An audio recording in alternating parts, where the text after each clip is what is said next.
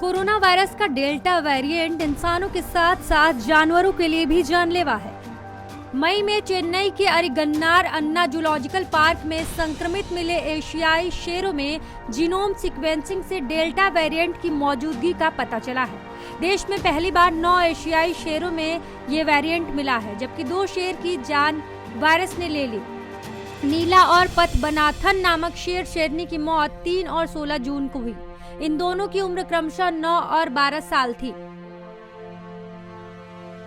देश में कोरोना की तीसरी लहर को लेकर चर्चा तेज हो चुकी है। सरकार की एक समिति ने भी गणितीय मॉडल के आधार पर सितंबर में फिर से नए मामले बढ़ने और अक्टूबर-नवंबर के बीच तीसरी लहर का पीक आने तक की आशंका व्यक्त की, लेकिन उससे पहले सरकार ने हर्ड इम्यूनिटी बनाने की रणनीति पर काम शुरू किया।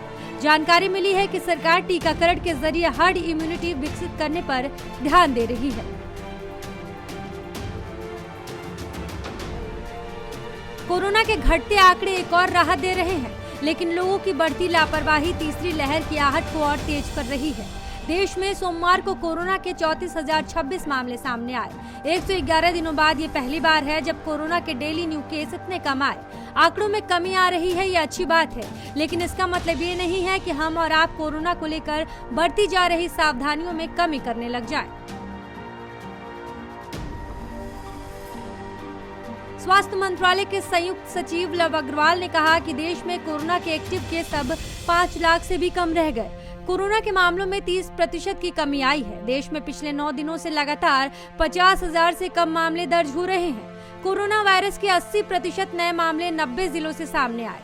महाराष्ट्र, तमिलनाडु, केरल, ओडिशा, आंध्र प्रदेश, असम, कर्नाटक में कोरोना के ज्यादा मामले देखे जा रहे हैं।